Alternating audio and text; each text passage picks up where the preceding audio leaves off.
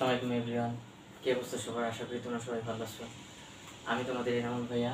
আজকে আমরা গল্প হচ্ছে ঢাকা বোর্ডের 25 সালে আসা শব্দ ও তরঙ্গ থেকে আসা প্রশ্নটার সমাধান করব।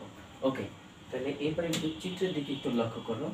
এখানে একটা তরঙ্গ দেওয়া আছে এবং এখানে বলা আছে হচ্ছে এই এ বিন্দু থেকে ডি বিন্দু পর্যন্ত টোটাল দূরত্ব হচ্ছে 3 মিটার বলা আছে। আর এখানে বলে দিয়েছে হচ্ছে তরঙ্গটি এ বিন্দু থেকে সিতে পৌঁছাতে সময় লাগে 0.2 সেকেন্ড। তার মানে এই এ বিন্দু থেকে এই সি বিন্দু পর্যন্ত পৌঁছাতে সময় লাগবে 0.2 সেকেন্ড। ওকে, এবার হচ্ছে এটা হচ্ছে মোটামুটি উদ্দীপক। এখন আমরা প্রশ্নে দেখি কি বলছে। তরঙ্গটির কম্পাঙ্ক নির্ণয় করো। কি বলছে? কম্পাঙ্ক নির্ণয় করতে বলছে, মানে এফ নির্ণয় করতে বলছে এখানে। তার মানে আমরা কম্পাঙ্ক নির্ণয় করার জন্য এখানে কি কি কাজ লাগাতে পারি? ওকে, এক্ষেত্রে গ নম্বরের প্রশ্নটাতে আমরা আসতে পারি হচ্ছে গ। খেয়াল করো, একটু ভালোভাবে এখানে খেয়াল করলে জিনিসটা বোঝা যাবে ইজি ওয়েতে। দেখো, কম্পাঙ্ক মূলত নির্ণয় করার জন্য আমাদের সূত্র আসলে দুইটা, f equals to v equals to f lambda অথবা v equals to f lambda অথবা টি ইকুয়ালস টু 1/f। এই দুইটা সূত্র থেকে আমরা আসলে নির্ণয় করতে পারি। এখন আমাদের কথা হচ্ছে এই দুইটা সূত্রের কোন সূত্রটাকে আমরা কাজে লাগাবো। ওকে, আমরা একটু দেখি এখানে আসলে কোন সূত্রটা যায়। এখানে বলা আছে হচ্ছে এ থেকে সি বিন্দুতে পৌঁছাতে 0.2 সেকেন্ড সময় লাগে, মানে এই এ বিন্দু থেকে সি বিন্দুতে পৌঁছানোর জন্য 0.2 সেকেন্ড সময় লাগবে। এখন খেয়াল করো, এই এ থেকে বি পর্যন্ত একটা পূর্ণ কম্পন, এই এ বিন্দু থেকে বি বিন্দুতে পৌঁছানোর জন্য একটা পূর্ণ কম্পন এবং বি থেকে সিতে পৌঁছানোর জন্য আরেকটা পূর্ণ কম্পন। তার মানে এখানে এখানে একটা পূর্ণ কম্পন, এখানে একটা পূর্ণ কম্পন আমাদের তৈরি হইতেছে।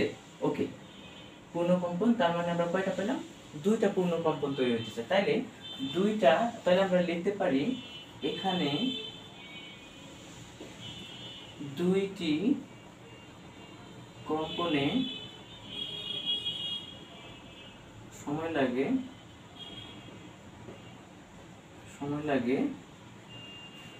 0.2 সেকেন্ড। তাহলে দুইটা কম্পনে এ থেকে বি পর্যন্ত একটা কম্পন, বি থেকে সি পর্যন্ত একটা কম্পন, দুইটা কম্পনে সময় লাগবে হচ্ছে 0.2 সেকেন্ড। ওকে, তাহলে একটা কম্পনে কত লাগবে? অতএব একটি কম্পনে সময় লাগে 0.2 ভাগ হচ্ছে 2 সেকেন্ড। তাহলে এখানে আমাদের কত আসবে? এটা নরমালি ক্যালকুলেটর ছাড়াই কাটাকাটি করা যায়, এটা দেখলেই বোঝা যায় যে এখানে কত আসবে? 0.1 সেকেন্ড। ওকে, এই 0.1 সেকেন্ডটা আসলে কি? পর্যায়কাল টি এর মান। পর্যায়কাল টি এর মানটা কি? 0.1 সেকেন্ড। এবার আমরা খুব ইজি ওয়েতেই এই কম্পাঙ্ক নির্ণয় করতে পারি। এবার দেখো, আমরা কি জানি? কম্পাঙ্ক f equals to 1/t। Okay, 1/t। তাহলে কি করতে পারি? এই 1 এর জায়গায় 1, t এর জায়গায় কত? 0.1। ওকে, এবার আমরা এটা দিয়ে এটা কাটাকাটি করলে ক্যালকুলেটর ইউজ করতে পারো, না করলে এটা দেখলেই বোঝা যায় যে আসলে অ্যানসারটা কত আসবে কাটাকাটি করলে। ওকে, এটা আসবে হচ্ছে 10 হার্টজ। এইটাই হচ্ছে আমাদের এই গ নম্বরের প্রশ্নটা, যে কম্পাঙ্ক কত। এই কম্পাঙ্ক হচ্ছে 10 হার্টজ। ওকে, এটা হচ্ছে এই পর্যন্ত গ নম্বরের আনসার। আশা করি এটা সবাই বুঝতে পারছেন। এখন আমরা একটু ঘ নম্বরের প্রশ্নটা সলভ করব।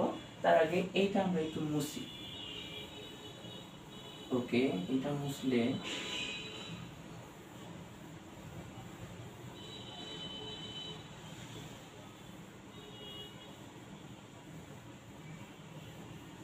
আচ্ছা, এটা আমরা মুছলাম। এখন আমাদের খেয়াল করতে হবে হচ্ছে ঘ নম্বরের প্রশ্নে কি বলছে। ঘ নম্বরের প্রশ্নে বলছে বিস্তার অপরিবর্তিত রেখে। কি অপরিবর্তিত? বিস্তার অপরিবর্তিত, মানে হচ্ছে এ এর মানটা আপনি এই প্রশ্নের জন্য অপরিবর্তিত রাখবেন। তাহলে বিস্তার অপরিবর্তিত রেখে তরঙ্গটির তরঙ্গ দৈর্ঘ্যকে দ্বিগুণ, মানে তরঙ্গটার তরঙ্গ দৈর্ঘ্য দ্বিগুণ, মানে ল্যামডার মানটা দ্বিগুণ করতে বলছে। তার মানে প্রথমে একটা ল্যামডা পাবো, দ্বিতীয়ত আরেকটা ল্যামডা আমাদের নির্ণয় করতে হবে। দ্বিতীয় যে ল্যামডাটা পাবো সেটা আমাদের দ্বিগুণ করতে হবে প্রথমটার সাপেক্ষে। তাহলে কি করা যাবে? এখানে আবার বলছে হচ্ছে কম্পাঙ্কের কি পরিবর্তন হবে, মানে তাহলে আমরা এখান থেকে প্রথমে একটা কম্পাঙ্ক f1 পাবো, দ্বিতীয় একটা কম্পাঙ্ক f2 পাবো। এখন প্রথম যে কম্পাঙ্ক f1 সেটা আমরা গ নম্বরে পেয়ে গেছি, যে সেটা ছিল হচ্ছে 10 হার্টজ। এখন আমাদের দ্বিতীয় কম্পাঙ্ক f2 নির্ণয় করতে হবে এবং এখান থেকে করতে হবে এই f1 আর f2 এর মধ্যে একটা তুলনা করতে হবে। তুলনা বলতে এখানে কি যে কোনটা বড় কোনটা ছোট এই একটা পার্থক্য তৈরি করতে হবে। এখন যেহেতু এইটা বলছে তাহলে আমরা একটু সমাধানে আসতে পারি। ওকে, সমাধানে যদি আসি তাহলে ঘ নম্বরে কি হবে, ঘ একটু খেয়াল করো, এখন আমাদের উদ্দীপকটাতে একটু আসতে হবে। দেখো এই থেকে এই ডি পর্যন্ত একটা দূরত্ব 3 মিটার বলছে, তার মানে এখানে সম্পূর্ণ একটা তরঙ্গ দৈর্ঘ্যের মানটা দেওয়া আছে হচ্ছে 3 মিটার। কিন্তু আমরা কি একটা তরঙ্গ দৈর্ঘ্যের মান জানি না, আমরা একটা তরঙ্গ দৈর্ঘ্যের মান জানি না। এখন একটা তরঙ্গ দৈর্ঘ্য আসলে কি, এই এ থেকে বি পর্যন্ত আসতে একটা পূর্ণ তরঙ্গ দৈর্ঘ্য সম্পূর্ণ হইলো, অর্থাৎ ল্যামডা সম্পূর্ণ হইলো এইখানে এ থেকে বিতে, বি থেকে সিতে একটা ল্যামডা এবং সি থেকে বিতে একটা ল্যামডা কাজ করতেছে। তাইলে আমরা এখান থেকে খুব ইজি ওয়েতেই একটা ল্যামডার মান বের করতে পারবো। ওকে, তাইলে এবার আমরা কি করতে পারি, 3 ল্যামডা ইকুয়ালস টু 3, যেহেতু আমাদের মোট মান দেওয়া ছিল হচ্ছে 3, এখান থেকে আমরা করতে পারি ল্যামডা ইকুয়ালস টু 3/3। ওকে, এখন এটাকে ভাগ দিলে আমাদের 1 মিটার আসবে। ওকে, এই যে ল্যামডাটা আমরা পাইলাম, এই ল্যামডাটা কার মান, এই ল্যামডাটা হচ্ছে একটা ল্যামডা, অর্থাৎ ল্যামডা 1 এর মানটা হচ্ছে 1 মিটার, এটা পেলাম। কিন্তু আমরা ল্যামডা 2 এর মান কি জানি না। এখানে আমাদের প্রশ্নটা কি বলছে, প্রশ্ন বলছে হচ্ছে তরঙ্গটা তরঙ্গ দৈর্ঘ্য দ্বিগুণ করলে, তার মানে প্রথম ক্ষেত্রে ল্যামডার মান জানি, এখন দ্বিতীয় ক্ষেত্রে ল্যামডা 2 এর মান কি হবে, 2 মিটার হবে, কারণ এখানে বলছে তরঙ্গ দৈর্ঘ্যটাকে দ্বিগুণ করলে। ওকে, করলাম দ্বিগুণ। এখন আমাদের কি বলছে যে কম্পাঙ্কের কি পরিবর্তন হবে, তাহলে আমরা এখানে থেকে দেখি আমাদের এখানে প্রথম ক্ষেত্রে কম্পাঙ্ক f1 কত ছিল, f1 ছিল হচ্ছে 10 হার্টজ কম্পাঙ্ক। দ্বিতীয় ক্ষেত্রে এটা আমাদের গণনা করেছিল, এখন f2 এর মানটা আমাদের বের করতে বলছে, এটা হচ্ছে আমাদের প্রশ্ন। এবার একটা জিনিস খুব ভালোভাবে খেয়াল করো, এখানে আসলে কি বলে, এখানে আসলে বলতেছে হচ্ছে বিস্তার অপরিবর্তিত রেখে। বিস্তার অপরিবর্তিত রাখার মানে হচ্ছে এখানে মাধ্যমটা অপরিবর্তিত থাকবে, আর মাধ্যমটা যখন অপরিবর্তিত থাকবে তখন বেগের মানটাও অপরিবর্তিত থাকবে। তাহলে এই ক্ষেত্রে আমরা কি বুঝলাম, যে আমাদের এখানে প্রথম অবস্থায় যে বেগের মানটা বের করব সেটা দিয়ে আমরা দ্বিতীয় ক্ষেত্রে কম্পাঙ্কটা নির্ণয় করতে পারবো। ওকে, তাহলে এইবার একটু আসো যে আমাদের আসলে বেগটা কিভাবে বের করি। তাহলে বেগ v equals to f1 lambda 1 এটা দিয়ে বের করতে হবে, কারণ এখানে এই প্রথম ক্ষেত্রে যে বেগটা পাবো এই বেগটাই হচ্ছে দ্বিতীয় ক্ষেত্রে ব্যবহার করব, কারণ বলছে কি বিস্তার অপরিবর্তিত থাকা, আর বিস্তার অপরিবর্তিত থাকার মানে মাধ্যম অপরিবর্তিত থাকা, আর মাধ্যম অপরিবর্তিত থাকা মানে বেগ এখানে যেটা পাবে সেটা দিয়ে আপনার কাজ করতে হবে। ওকে, অর্থাৎ বেগ অপরিবর্তিত থাকা। তাহলে এবার আমরা করতে পারি হচ্ছে এখানে f1 কত ছিল, ওকে f1 টা ছিল হচ্ছে আমাদের 10 হার্টজ, ল্যামডা 1 কত ছিল 1 মিটার। ওকে, এটা থেকে আমাদের করলে কত হবে 10 ms ইনভার্স 1 হবে, অর্থাৎ 10 মিটার পার সেকেন্ড পাইলাম আমরা বেগের মানটা।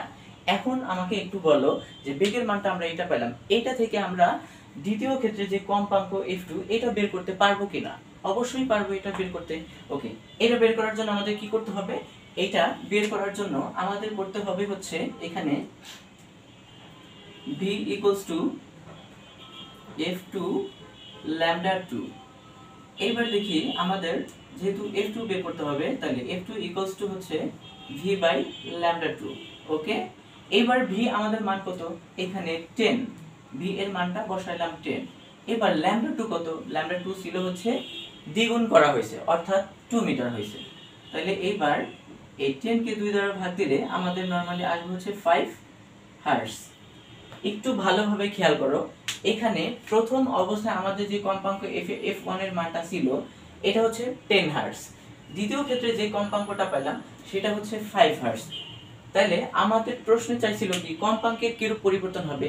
এবার আমরা প্রথম ক্ষেত্রে কম্পাঙ্ক দ্বিতীয় ক্ষেত্রে কম্পাঙ্ক বের করছি, কিন্তু পরিবর্তন কি পাইছি না। এখন আমাদের পরিবর্তনটা করতে হবে, পরিবর্তনটা হবে কি, পরিবর্তনটা হবে হচ্ছে প্রথম ক্ষেত্রে কম্পাঙ্ক দ্বিতীয় ক্ষেত্রে কম্পাঙ্ক f2 হবে প্রথম ক্ষেত্রে কম্পাঙ্ক f1 এর অর্ধেক। কি হবে, অর্ধেক হবে।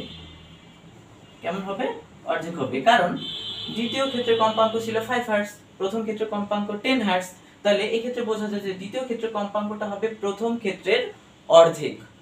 ওকে, আশা করি এই পর্যন্ত ক্লাসটা মোটামুটি সবাই বুঝতে পারছো এবং ওকে, আশা করি ক্লাসটা এই পর্যন্তই। Thank you.